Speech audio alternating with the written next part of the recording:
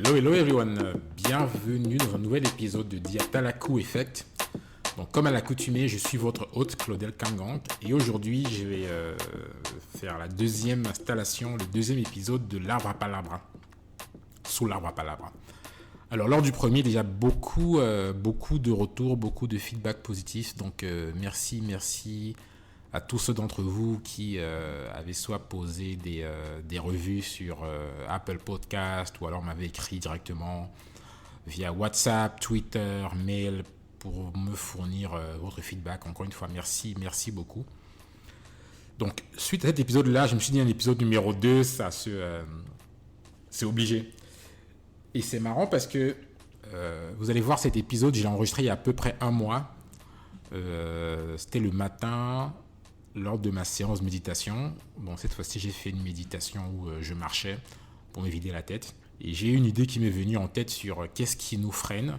Et du coup, j'ai sorti mon téléphone et j'ai enregistré un message vocal.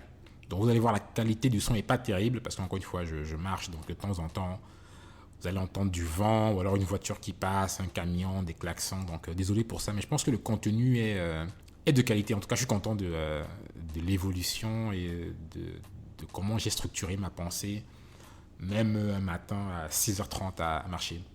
Donc, le thème de cet épisode sera les barrières limitantes. Et les barrières limitantes, c'est quoi ? C'est tout ce qui nous empêche de prendre une action, tout ce qui nous empêche d'évoluer, tout ce qui nous empêche de changer, tout ce qui nous empêche à nous améliorer de manière générale. Et ça, en général, c'est un mélange de notre éducation. C'est-à-dire que si vous êtes une femme et que vous avez grandi, on vous a dit que la place de la femme, c'est à la cuisine, et que vous êtes ultra ambitieuse, il y a beaucoup de chances que les valeurs sociales et familiales qui vous ont été transmises étant petite vous freinent un peu, simplement parce que il y aura toujours un doute en vous. Donc, ok, alors une femme est censée être à la maison, mais moi je suis dehors en train de vouloir créer mon business. Qu'est-ce que ça veut dire ? Donc, bien sûr, certaines femmes sont plus fortes que ça et savent se détacher de ces valeurs-là, mais beaucoup ne le sont pas. Donc, très intelligentes, très ambitieuses, mais n'ont pas forcément soit la force, soit simplement la chance de dépasser ces barrières-là. Donc, l'épisode, c'est un peu par rapport à ça, les barrières qu'on se met pour ne pas agir, les barrières qu'on se met de manière générale. Et je ne sais plus où est-ce que j'ai lu ou alors écouté quelqu'un qui disait il n'y a que deux sentiments dans la vie, il y a l'amour et la peur. Et que le reste des émotions en général peuvent se regrouper sous la peur. Par exemple, je suis en colère contre quelqu'un. Ça se traduit par la peur parce qu'en fait, la colère, c'est quoi ? C'est la manifestation du fait que ce que l'autre a dit ou bien ce que l'autre a fait, c'est une menace par rapport à ma réalité ou par rapport à comment je conçois les choses. Et du coup, la manifestation de cette peur-là, c'est la colère. Un autre point, la déception. Quelqu'un fait quelque chose, dit quelque chose et vous êtes déçu. Enfin, vous êtes déçu parce que vous avez une certaine image de cette personne-là et le fait que cette personne ait dit quelque chose ou agi d'une manière différente, ça crée une peur parce qu'au final, c'est ok. Alors, je pensais connaître cette personne de cette manière-là, mais ce comportement me fait comprendre que j'ai peut-être eu un défaut dans mon jugement. Donc, peut-être que cette personne n'est pas aussi bien que cette personne est. Du coup, je suis déçu. En fait, la déception, c'est de la peur parce que est-ce que cette personne va changer ? Est-ce que c'est un comportement normal ? Ou alors est-ce que j'ai un mauvais jugement sur les personnes ? Et regrouper un peu toute forme d'émotions entre l'amour et la peur. Et je pense que c'est un très bon framework pour évaluer un peu les relations, les sentiments et les émotions. Donc, les barrières limitantes, c'est définitivement de la peur. Parce qu'en général, on trouve toujours un moyen ou une raison encore une fois, de ne pas faire quelque chose. C'est notre voie aujourd'hui, c'est le boulot, bref, il y a toujours quelque chose qui se met entre nous et ce qu'on veut accomplir. Alors, encore une fois, je m'excuse pour le son qui n'est pas de qualité, donc je vais un peu plus en détail dans ma pensée. Encore une fois, il était 6h30 du matin, je venais à peine de me réveiller, donc si ce n'est pas aussi structuré ou alors on n'a pas d'éléments aussi pratiques que le premier épisode de Sur l'arbre à palabra, je m'en excuse, mais c'était quand même important de le publier parce que je trouve que de mon point de vue le contenu y est. J'ai eu pas mal de changements dans ma vie récemment, donc le temps de me réadapter, le temps de modifier certaines choses, je vais y retourner. J'ai quelques conversations que j'ai enregistrées il n'y a pas longtemps, mais il faut prendre le temps de les éditer, de contrôler le son, de faire en sorte que, avant de publier un épisode, que la qualité du contenu et du son soient les meilleures possibles. Donc, ne vous inquiétez pas, ça vient. Donc, entre-temps, profitez de cet épisode. Et comme à l'accoutumée, si vous aimez, n'hésitez pas franchement à partager, à me faire un retour, encore une fois privé, ou bien sous Apple Podcasts ou Spotify. C'est très très utile à moi pour les épisodes d'après de trouver des moyens de m'améliorer. Et je ne peux que le faire si j'ai votre retour, parce que moi tout seul, je peux croire que je fais du très bon boulot, alors que vous aimeriez que j'emmène la conversation d'un certain point. Peut-être qu'il y a des questions que vous aimeriez que je pose, ou alors des questions que vous voudrez que je ne pose pas. Certains points que vous voudriez que j'approfondisse lors de mes conversations. Donc, votre feedback est très, très, très critique. Et vous n'avez pas besoin d'être un expert ou une experte pour me fournir un feedback. Donc, ce que j'entends parfois beaucoup de mes amis de simple connaissance, c'est « Ouais, non, mais je ne sais pas trop quoi dire parce que je n'ai pas d'expérience. » Et ça, encore une fois, ça peut être une excuse parce que je ne suis pas un expert en relations humaines, je ne suis pas un expert en entrepreneuriat, je ne suis pas un expert en littérature, je ne suis pas un expert en relations mixtes, et pourtant toutes mes conversations parlent de ça. Donc, qui que vous soyez, si vous m'écoutez, vous avez un feedback à fournir, et j'apprécierais, mais vraiment, le feedback que vous me fournirez, quel que soit le média que vous choisirez. Donc un grand merci à Joël Tagueux, à Jaili Oumarou, à Carole Foncois, qui m'a fait un feedback récemment, à Daniel Tsampi, Augusta Irele, je ne peux pas tout vous citer parce que ça va prendre une heure, mais en tout cas merci à vous, et le reste, je vous attends. Donc merci beaucoup et profitez de cet épisode. J'ai grandi dans des cultures qui m'ont fait croire depuis l'enfance que si tu n'es pas expert en A, tu ne peux pas bien faire A. C'est cette notion que si tu veux écrire un bouquin, il faut que tu sois un expert en littérature. Il faut que tu aies lu beaucoup de bouquins. Il faut que tu connaisses le code d'écriture parce que c'est ce dont tout le monde attend. L'inconvénient de ce type d'enseignement, c'est que ce n'est pas forcément propice à la créativité. Parce que, dès le départ, on te met dans une box en te faisant croire qu'il faut être un expert. Donc, dans ta tête, il y a ce palier d'expert qu'il faut franchir en premier et qui n'est défini par personne. C'est-à-dire que pour écrire un bouquin, personne ne... quand on te dit il faut aussi connaître en littérature, qu'est-ce que ça veut dire ? Combien de livres est-ce qu'il faut que je lise ? Est-ce qu'il me faut un PhD en littérature ? Est-ce qu'il me faut une licence en art ? Qu'est-ce que exactement ça veut dire être expert ? Ça, c'est le premier point. Le deuxième point, c'est tout ce qui... les codes de littérature, par exemple, qui existent, pour poursuivre dans le même exemple. Les codes de base sont basés sur ce qu'on sait. Tu ne peux pas créer de codes ou de règles ce que tu ne sais pas, ou ce que tu n'as pas observé. Donc de base, quand toute une culture te pousse à accepter ou à suivre certaines codes et règles, c'est basé uniquement sur ce qu'elle a vu. Donc encore une fois, ça rejoint là-dessus la créativité, parce que être créatif quelque part, en tout cas de mon point de vue, les plus grands créatifs sont ceux qui sortent un peu de l'ordinaire, quel que soit l'art, la musique, la littérature, la peinture. C'est ceux qui arrivent à s'exprimer ou à exprimer quelque chose d'une manière totalement innovatrice. Donc, cette idée d'être novateur dans un certain cadre, pour moi, c'est déjà être dans une certaine boîte.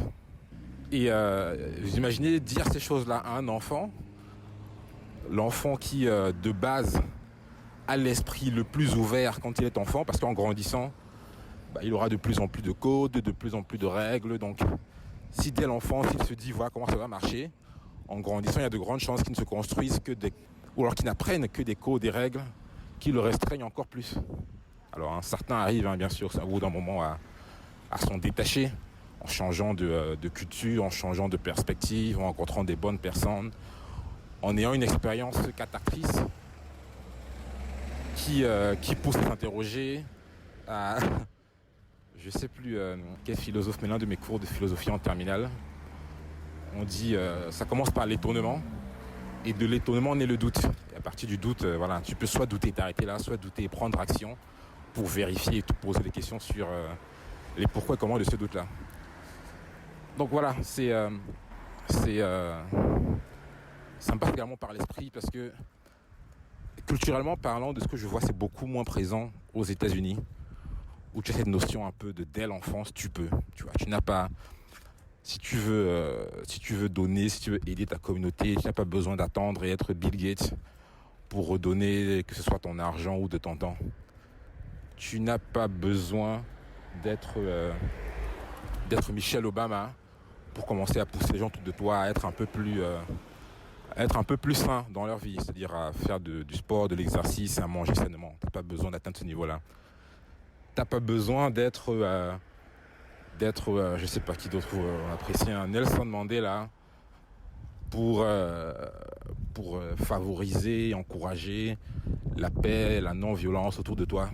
T'as pas besoin d'être Thomas Sankara pour parler de l'égalité entre les hommes et les femmes et pousser tout le monde autour de toi à avoir un regard différent sur les relations hommes-femmes. Donc voilà, autant de choses où, parce que cette culture-là, encore une fois, pour me répéter, à pousser, il faut être un expert pour. En fait, beaucoup d'entre nous grandissent avec cette notion de non, je suis pas encore, je ne suis pas assez, ou bien non, donne-moi encore ceci, il me faut un master pour faire ça, il me faut. Mais jusqu'à quand, tu vois, qui dans ta vie ira te dire que tu n'as pas encore ci pour faire ça, tu vois, c'est marrant parce qu'au même moment, on entend les histoires de CEO. Tu vois, je pense à, je sais pas quel CEO les jeunes maintenant admirent. Je vais prendre un exemple parce que tout le monde en parle maintenant. Zuckerberg, même s'il est critiqué, c'était le mec qui sort de Harvard et il crée sa compagnie et ça veut dire à la base qu'il est un génie. Alors oui, je comprends l'idée. Il a peut-être créé sa boîte étant rentré à Harvard, mais c'est aussi parce qu'on s'est dit dès l'enfance que pour rentrer à Harvard, il faut être un génie. Ce qui, encore une fois, n'est pas nécessairement vrai. Il y a un certain code. Entrer à Harvard, c'est quoi? La métaphore que je peux prendre, c'est comme avoir une porte et il faut une clé spécifique pour pouvoir entrer. Et ça, c'est valable pour Harvard, pour McKinsey, pour quel que soit le type de poste.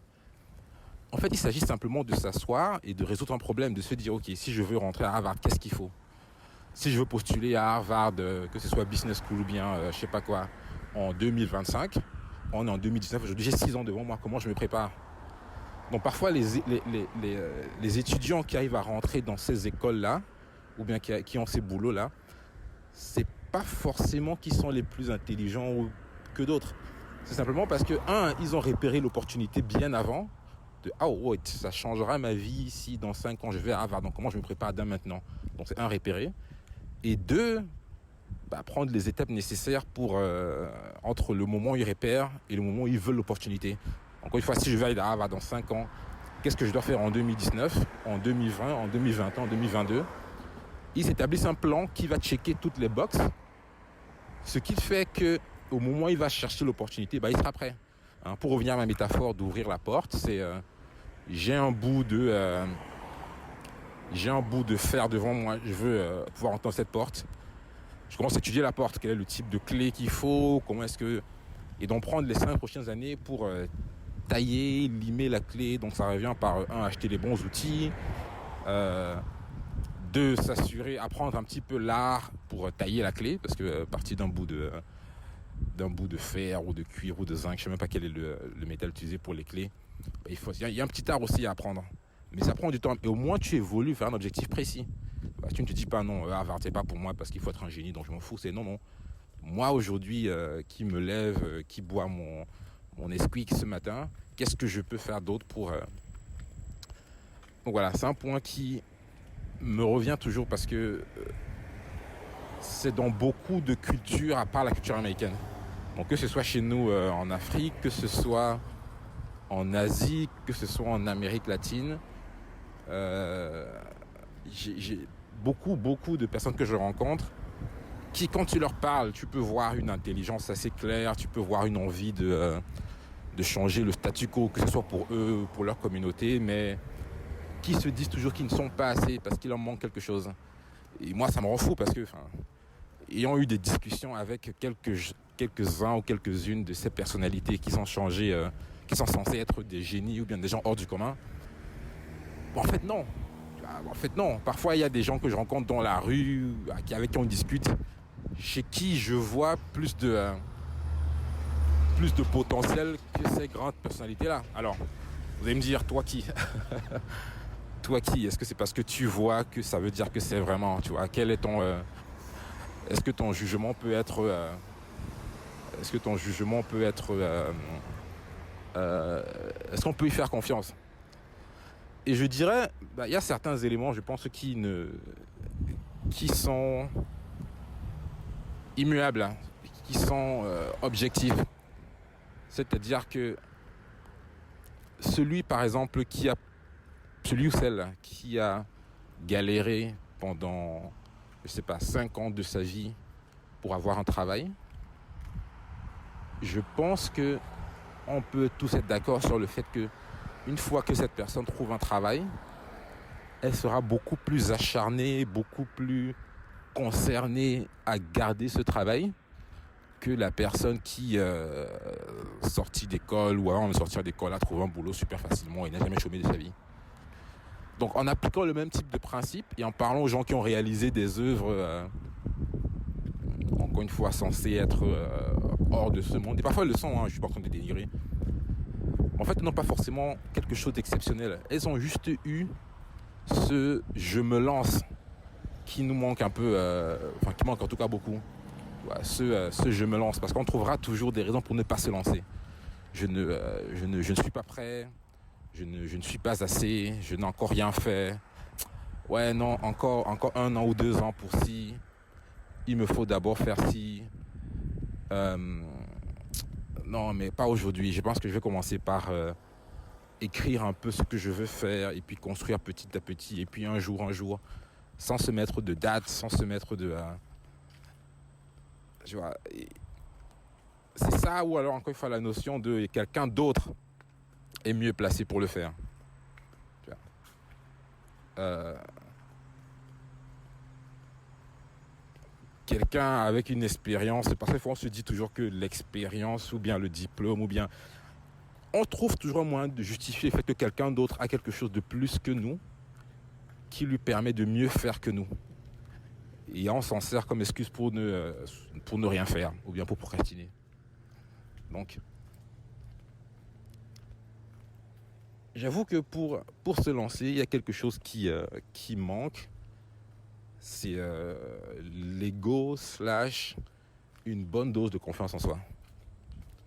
On dit souvent que tous les politiciens de base sont des narcissiques parce que beaucoup admirent Barack Obama comme étant non seulement le premier noir américain, mais pour ce qu'il a pu faire à travers le monde, de l'exemple qu'il a donné, et j'en passe.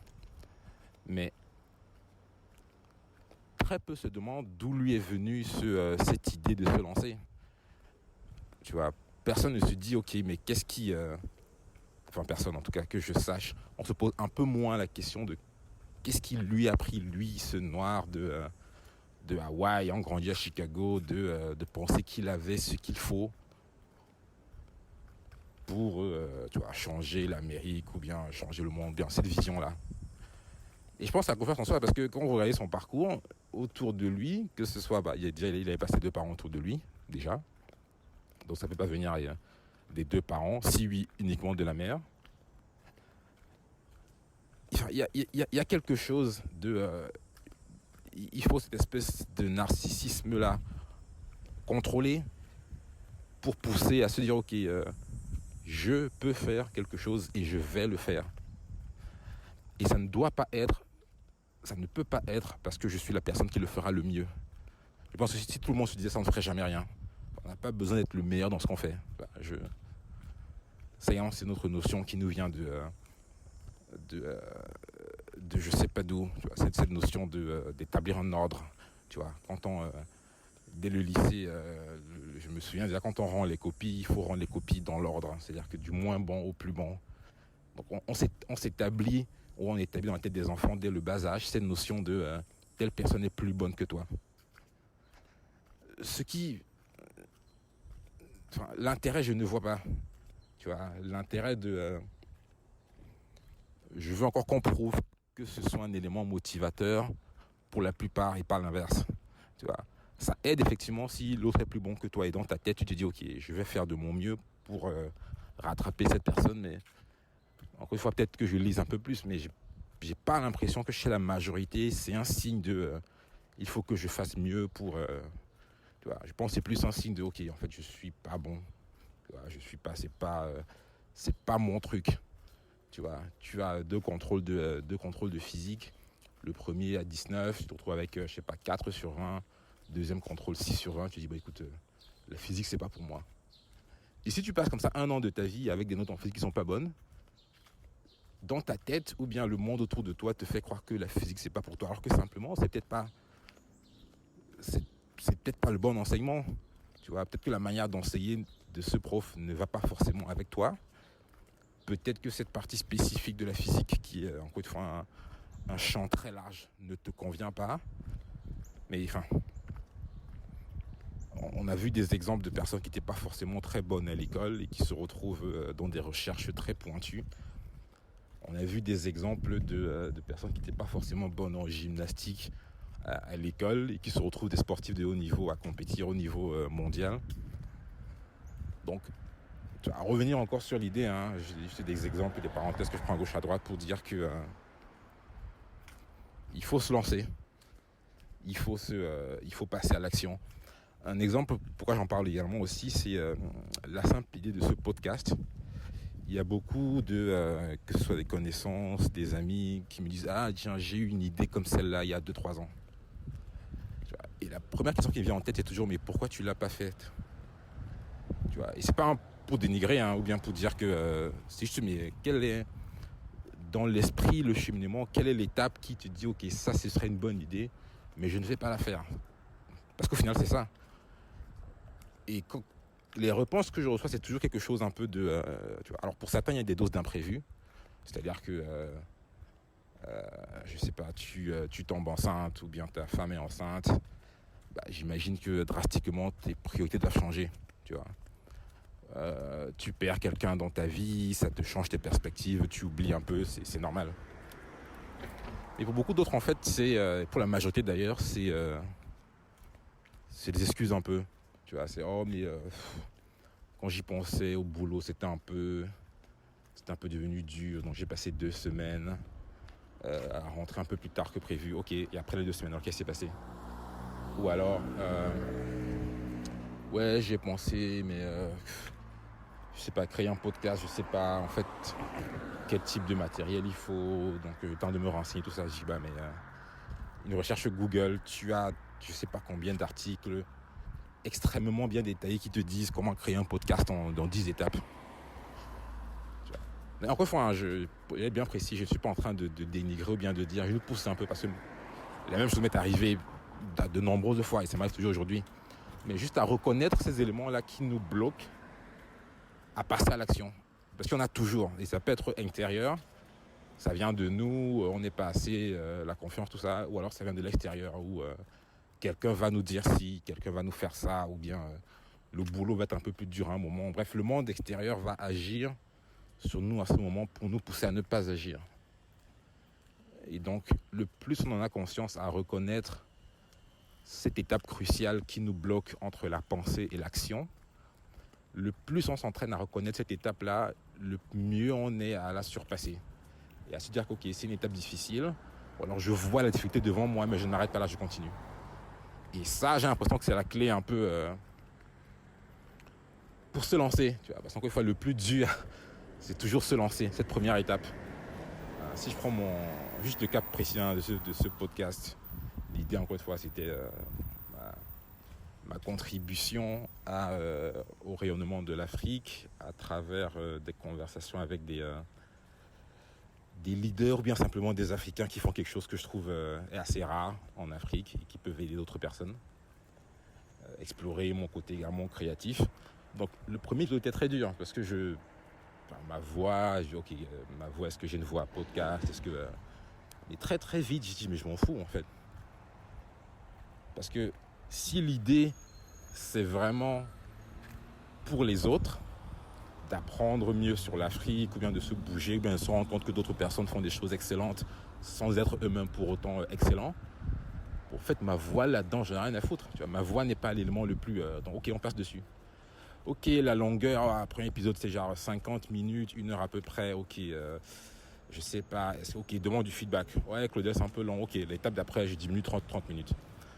Donc, la première étape était la plus dure. Après, franchement, aujourd'hui, je crois que je suis à mon 15e, 16e épisode. C'est de plus en plus facile. C'est de plus en plus facile parce que l'art,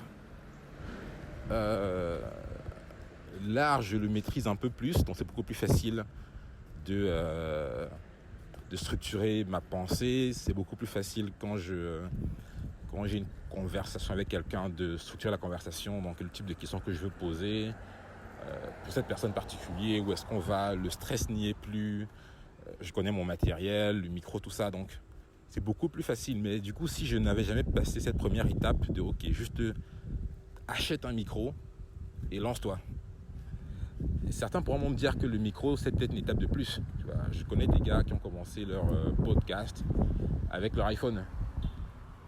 Tu vois, moi, c'est un peu le côté un peu perfectionniste qui dit bon, le podcast, je voudrais également que ça sonne hyper bien. Donc, on va acheter un micro avec une qualité assez décente.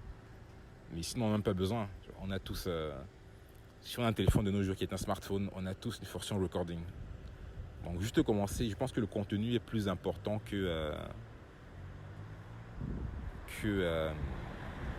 le son ou la vidéo ou tu vois. Tous les plus grandes chaînes YouTube aujourd'hui, quand on leur a écouté parler, ils ont commencé. Vous regardez la première vidéo, mais la qualité était un peu, au standard d'aujourd'hui, c'est un peu n'importe quoi. Alors vous allez me dire, les standards ont changé. À l'époque, on pouvait peut-être se permettre de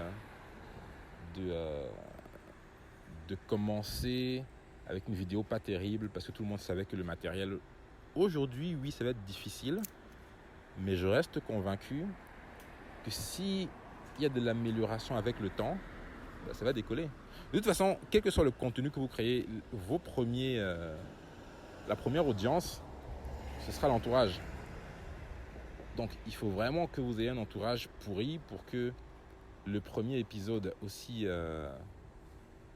pas abouti soit-il, qui ne vous font pas de feedback, qui n'écoutent plus ou bien ne regardent plus ou n'interagissent plus avec vos prochains contenus. Il faut vraiment avoir un entourage pourri. Donc, quel est le risque ? Tu vois, je crée une vidéo, je crée un podcast, je fais une peinture, je sais pas, je m'exprime d'une certaine manière, je montre à mon entourage. Il y aura certains qui vont aimer, d'autres qui vont pas aimer, mais l'essentiel c'est le feedback constructif. Et au moins, encore une fois, cette première étape cruciale sera passée. Le reste après, c'est voilà, on rentre en loup. Et on est tellement satisfait d'avoir passé cette première étape que ça devient difficile de s'arrêter. Parce qu'une fois que tu en parles aux autres, ça te crée une mini pression de ok, il faut que je continue. Tu vois, là on va dire oh putain mais Claudel, ok, il faut changer un peu ci, il faut changer un peu ça, mais sinon franchement très bonne idée, continue comme ça. On va dire mais en fait de quoi j'avais peur depuis, ou bien qu'est-ce qui me freinait. Donc en tout cas pour moi, c'est beaucoup plus difficile de vouloir m'arrêter ou bien de m'arrêter aujourd'hui que de continuer. Parce qu'il y a une certaine attente, non seulement que j'ai de moi-même, mais en plus du coup que les autres ont de moi qui me poussent à m'améliorer, faire un petit peu mieux. Donc voilà.